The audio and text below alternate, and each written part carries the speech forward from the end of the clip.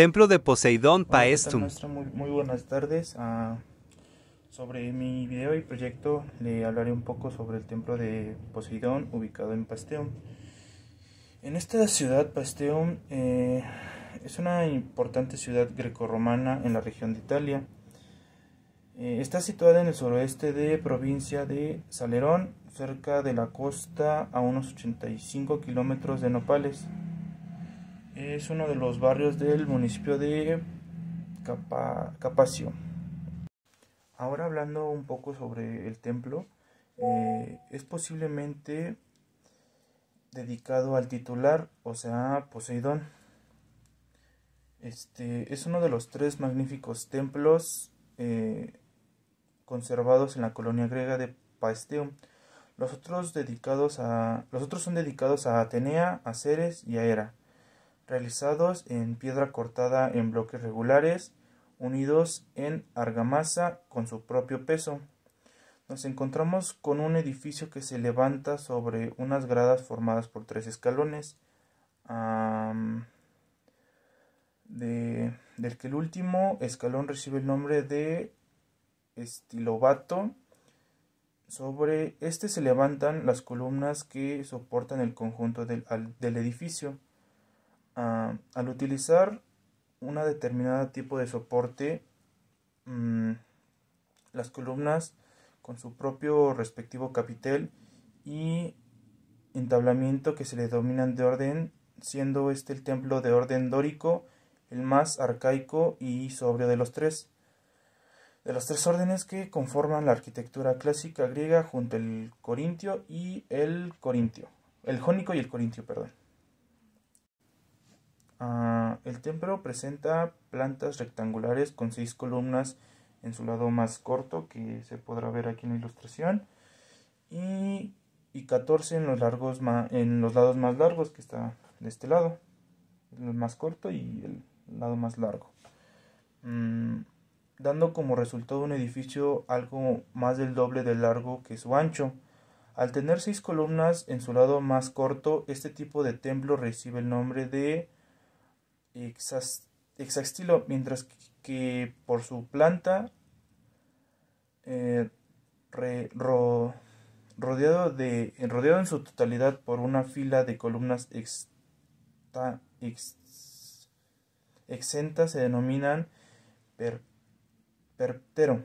Sobre el estilobato arranca directamente las fuentes de las columnas, si se basa recorridas en toda su longitud por astrías en aristas vivas y que se rematan en una collorina que de paso a una moldura de su extensión cóncava, que recibe el nombre de equino, sobre la que se descansa perpetuamente. Sobre esto,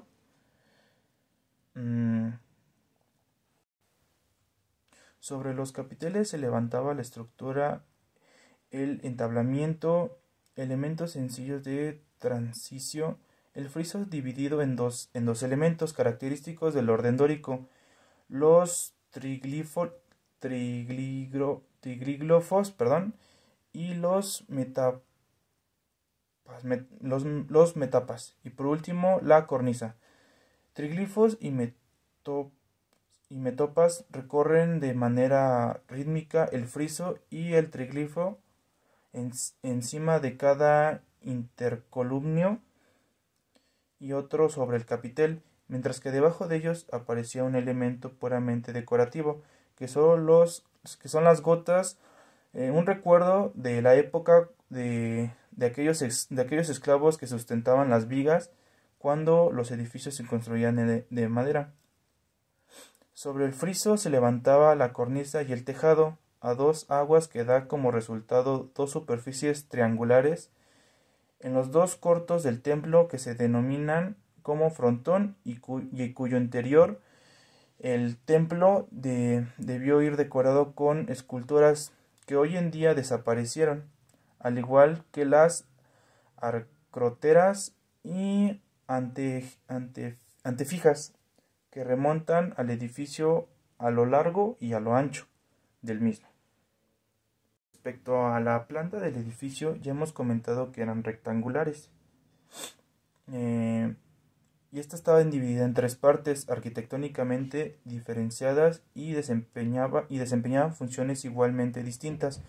Por la fachada principal se accede a una cámara de pronaos que sirve de vestíbulo de entrada a la parte más importante del templo y en consecuencia la más amplia, la naos o cella donde se guardaban la estatua de la deidad a la que estaba dedicada el templo, en este caso que era Poseidón.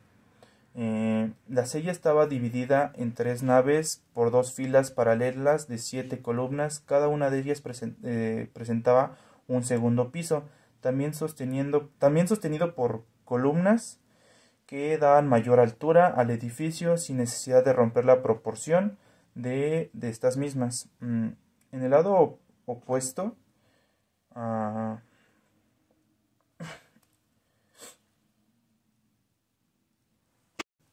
separado por un tabique de la sella, estaba Opistedón, estancia idéntica a una dimensión o dimensiones y forma a la pronaos por una aislada del resto, cuya función era conservar los tesoros que le ofrecían, tesoros o ofrendas que le daban al dios. Para dar un resumen sobre todo esto, hemos referido al análisis que nos encontramos ante un edificio representativo del orden dórico griego, construido casi de manera contemporánea al Partenón. También de orden dórico presenta, sin embargo, claras diferencias que hacen del orden dórico empleado en este edificio, más arcaico y tosco, que su contemporáneo ateniense.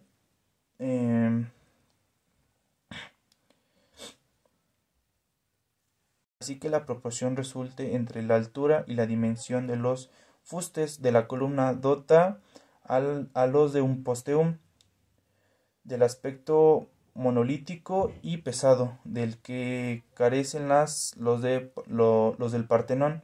Rasgos que estos tienen que son más grandes en sus dimensiones por el uso de los templos. Por demás, las características de ambos edificios son similares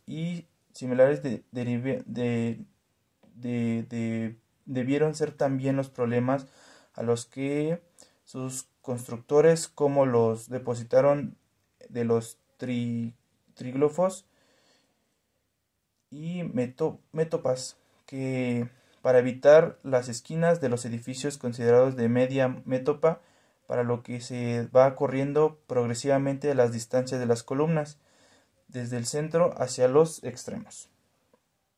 Y como conclusión, sin duda, el edificio que acabamos de comentar es un buen ejemplo de un lado de la perfección y refinadamente que va alcanzando la arquitectura griega, cuya idea de proporción a escala humana, tanto como su condición, ya que era un edificio muy, muy grande, muy alto para pues, las personas, y eran como una representación o una ofrenda hacia los dioses por las dimensiones que tenía. La extensión mediterránea de la civilización griega, que va mucho más allá de los límites perpetuamente gráficos. Tras un lento deslive iniciado de las desapariciones del Imperio Romano, el lugar sería definitivamente abandonado y olvidado. Al azar hizo que su descubrimiento de estos edificios, que junto a otros se descubrieran de la época como Pompeya, contribuyendo que el arte griego se convirtiera nuevamente en una en un referente artístico, dando lugar al estilo neoclásico que buscaba la imitación de la forma arquitectónica de los griegos.